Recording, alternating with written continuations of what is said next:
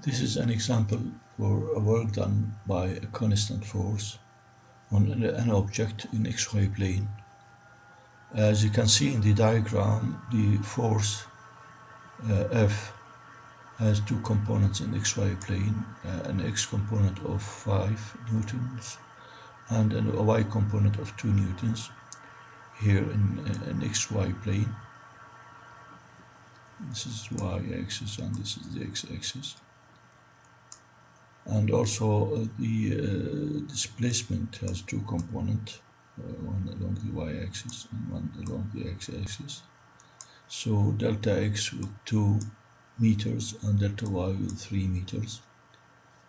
So the first part of the question is to calculate the magnitude of the force and the displacement. And in part B, the second part, the work done by the first on this object.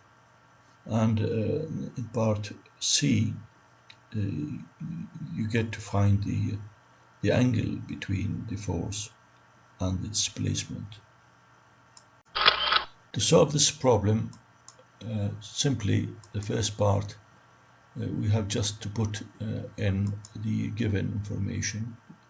That is for the displacement with its two components and the force with the corresponding components.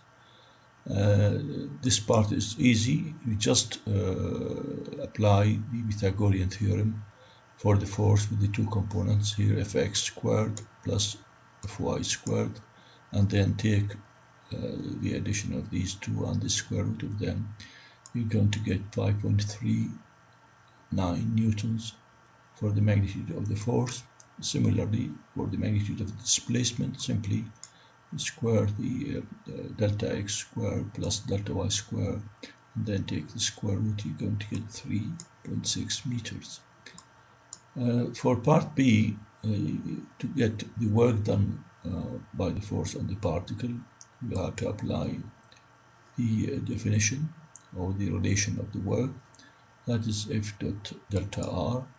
And then this is a simple dot product where the components with the I hat give us 10 and the components with the j hat give us 6. Obviously the different components, that's of different unit vectors, I hat to j hat or j hat to I hat, don't give us 0 because they are perpendicular to each other.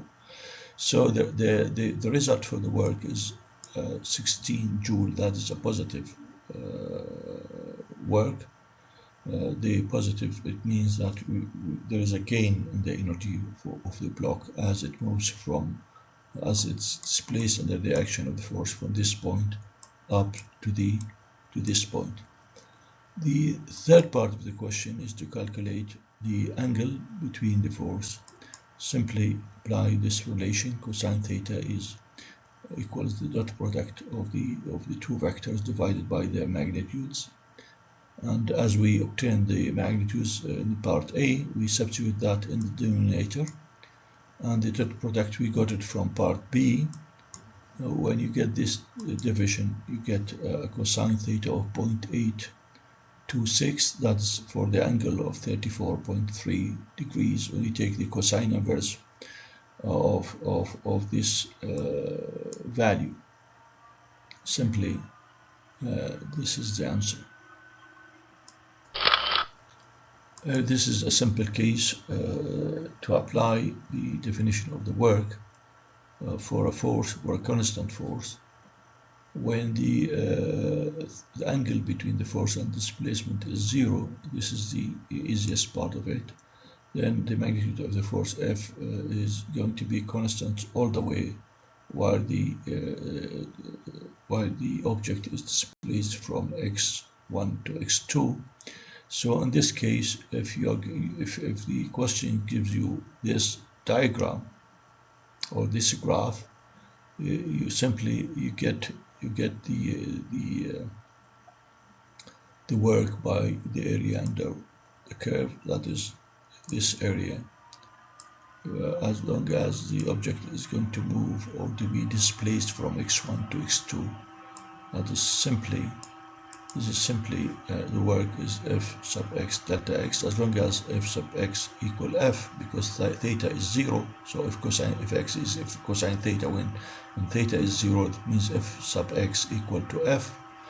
And delta x is simply the magnitude of the vector d, so it's t, and this is the answer. This is the simplest case for a work done on object. Let's see how can we find the work done for the different forces as shown in the diagram. As you can see, in addition to the force applying with the object with the angle theta with the horizontal, we have other forces acting on the object. That is the weight of the object mg downward, and the normal force, the force applied by the surface on the object. Let's see how can we get the work done by each force. Simply, the net work is the same as the work done by the force F, and we can see that because the forces acting on the object, like Fn is perpendicular to the surface, and mg is perpendicular to the surface, as the figure shows that. As you can see in the diagram, there are three forces acting on the object actually. In addition to the force that makes an angle theta with the horizontal, there are two forces, that is the weight of the object downward, and the normal force, that is the force exerted by the surface on the object. The work done on the object is supposed to be the net of these three forces. That is the algebraic sum of the work done by these three forces. As you can see, the weight and the normal force are both perpendicular to the displacement. So the cosine angle, cosine of 90 equals to 0, so they contribute nothing to the network. So simply, we left with the only force that makes work on the object. That is the network, is the work done by the force, which is simply F cosine theta delta x, where delta x is the displacement in this case. As you can see in the diagram, this gentleman is carrying a bag and is holding this bag in the position where he pushes the bag upward by Fp, while the weight of the bag is mg, and he's moving towards east in the direction of the positive x-axis in the displacement d. If we want to find the net force acting on the object, on the bag, simply there are two forces as shown in the figure. Mg, that's the force, the work done by the force of gravity, and the work done by the pushing force of the gentleman upward. Well, the network is simply the sum of these two. But as long as the relation of the work says if cosine theta delta r, and delta r it's d in this case, and theta, the angle between the force and the displacement in both cases, for the weight and for pushing force, is 0 because the angle is 90 degrees, then the work done by the force, the pushing force upward, and the work done by the gravity both are 0. And in such case, we have the net work done on the bag is 0. So if this gentleman keeps doing this job all the day, in terms of physics, we expect the net work to be 0. And this is the conclusion, that any force perpendicular to displacement gives, any force gives 0 work.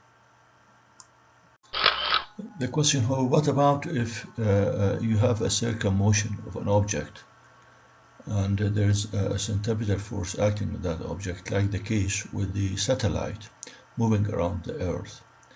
The question might be arise. does the Earth do work on the satellite? Well, obviously, if the only force acting on this satellite is the centripetal force, as shown in the figure, and you are asked to find the work done by this centripetal force, it is clear that this force is perpendicular to the velocity of the satellite, that is perpendicular to the displacement. This means that the dot product is going to be zero, and the work done by any centripetal force like this in a circular orbit is expected to be zero. This is like the mass attached to a string and revolving in a horizontal circle. The force acting on the centripetal force that acts on the object in a mass attached to the rope is that the tension in the rope, which is perpendicular again to the motion of the object, and the work done by this tension is obviously zero, the same as in this case.